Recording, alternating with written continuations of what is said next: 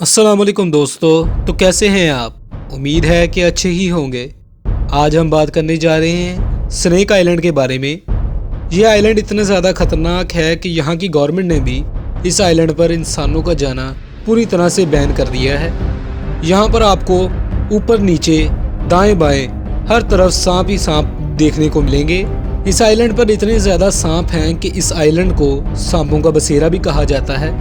तो जिस आइलैंड की हम बात कर रहे हैं इसकी प्रोनाउंसिएशन बहुत मुश्किल है, लिहाजा इसको हम स्नेक आइलैंड के नाम से पुकारेंगे क्योंकि लोकल पीपल भी इसे स्नेक आइलैंड के नाम से ही जानते हैं। यह आइलैंड ब्राज़ील के शहर साओ पालो से 90 मील दूर है। वो कहते हैं ना, जो चीज़ जैसे दिखती है वैसी होती नहीं। इसी तरह ये आइलैंड भी देखने में दूर से बहुत प्यारा लगता है, इतना प्यारा कि आप अपना सारा सामान पैक करके इस आइलैंड पर पिकनिक मनाने चले आओगे।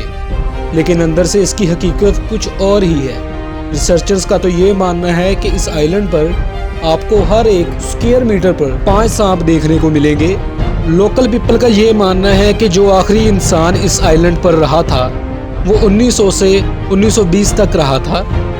वो एक लाइट हाउस के ऊपर रहता था। दरअसल यहाँ पर एक लाइट हाउस है जो शिप्स को उनकी डायरेक्शन दिखाता है। तो इस लाइट हाउस को चलाने के लिए वो लाइट हाउस के ऊपर अपनी फैमिली के साथ रहता था।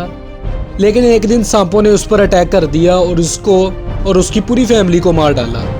इसी तरह एक और स्टोरी फेमस है कि इसी आइलैंड पर एक शख्स केले तोड़ने निकल पड़ा, लेकिन जैसे ही इसने केले तोड़ने शुरू किए तो ऊपर से एक सांप गिरा और उसे काट लिया। लेकिन जब तक वो अपनी बोट के पास पहुंचा तब तक उसकी डेथ हो चुकी थी और लोगों को उसकी लाश उसकी बोट के पास से मिली। इतना सब जानने के बाद हमारे दिमाग में एक ही सवाल तो ज़रूर आता है, आखिर इतने सारे सांप इस आइलैंड पर आए तो आए कैसे? इसमें तो कोई लॉजिक नहीं बनता कि सारे सांप तैर कर इस आइलैंड पर आए होंगे।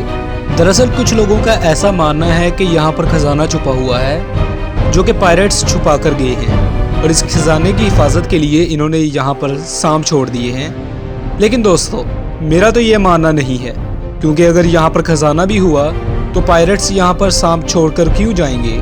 क्या गारंटी है कि जब वो खजाना लेने आएंगे तो वो सांप इनको नहीं काटेंगे? सांप इनके रिश्तेदार थोड़ी लगते हैं। अगर हम रिसर्चर्स की बात माने तो लगभग 11,000 साल पहले ये भी एक ब्राज़ील का हिस्सा हुआ करता था।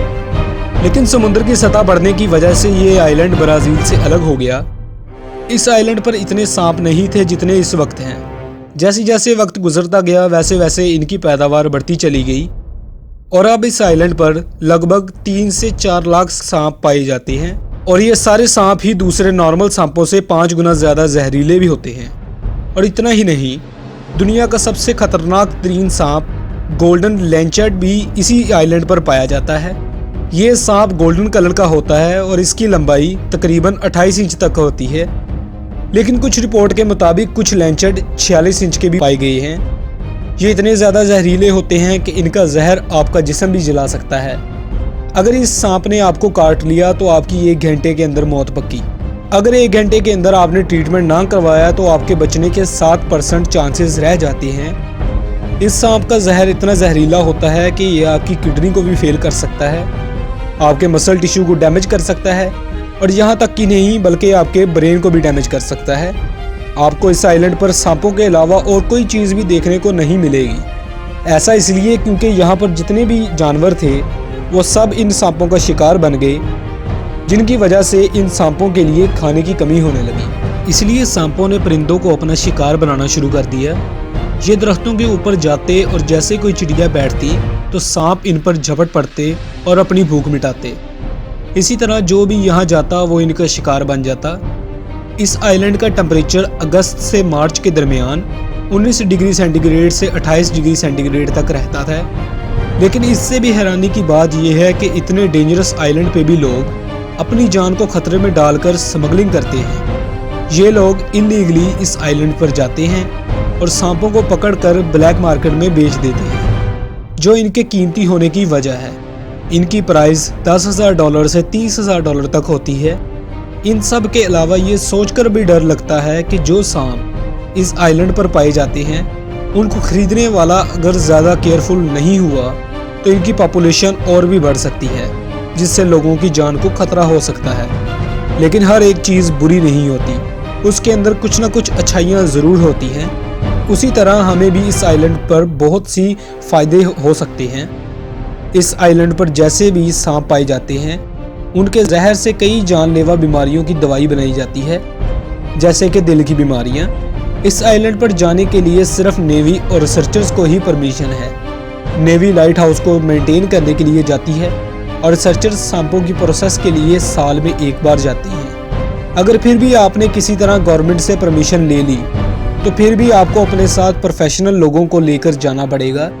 जैसे कि मैंने बताया कि यहाँ पर जितने भी जानवर थे वो सांपों का खाना बन गए, इसलिए यहाँ खाने की कमी होने लग पड़ी, जिसकी वजह से पिछले 20 सालों में इनकी तादाद 15% कम हो गई है। चलो दोस्तों, एक लम्हे के लिए ऐसा मान लेते हैं कि यहाँ की गवर्नमेंट ने आपको फुल परमिशन दे दी इस खतरनाक आइलैंड की जांच पड़ताल करने की, तो क्या आप इस आइलैंड पर जाके अलग अलग सांपों को देखना चाहेंगे या फिर घर पे बैठकर इनके बारे में वीडियो देखना पसंद करेंगे? क्या आप आइलैंड पर जाना पसंद करेंगे या नहीं? अगर वीडियो अच्छी लगे तो वीडियो को लाइक ज़रूर कर दें, क्योंकि इससे थोड़ी सी हमें मोटिवेशनल मिलती है। आज के लिए इतना ही। लाइक, कमेंट और सब्सक्राइब ज़रूर करें। मिलते हैं दोस्तों अगली वीडियो में। खुदा हाफिज़।